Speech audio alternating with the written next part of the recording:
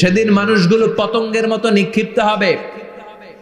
ওয়াতাকুনুল জিবালু কালইহনিল মানফুশ, তুলাকে ধ্বনিত করা হলে ছোট্ট ছোট্ট তুলার কণা বাতাসে যেমনে ভেসে বেড়ায়, পৃথিবীর বড় বড় পাহাড়গুলো এরকম বাতাসের মধ্যে মেঘের মতো ভাসতে শুরু করবে। সুবহানাল্লাহ বলেন। তুলা পিটায় না এমনি, পিটাইলে দেখবেন কিছু পাতলা তুলার কণা বাতাসের মধ্যে ভেসে বেড়াচ্ছে, এটা ফু দিলে আরো উড়ে, বাতাস পাইলে আরো উঠতে থাকে, কই যে যায় নিজেও জানে না। ছেড়ে নাই, পাহাড়গুলোর কে এরকম তুলার মতো ধ্বনিত করবে কে? মানুষগুলোকে বিক্ষিপ্ত পতঙ্গের মতো নিক্ষিপ্ত করে দিবে কে?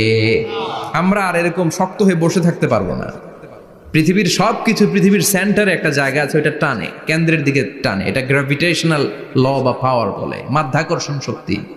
এই যে এটা বসে আছে, টেবিল বসে আছে, আমরা বসে আছি, এই পাওয়ারটা না থাকলে আমরা ছিটকে যেতাম, আমরা ছিটকে পড়তাম। সেদিন এই মাধ্যাকর্ষণ শক্তির বলকে ভেঙে খান খান করবে কে?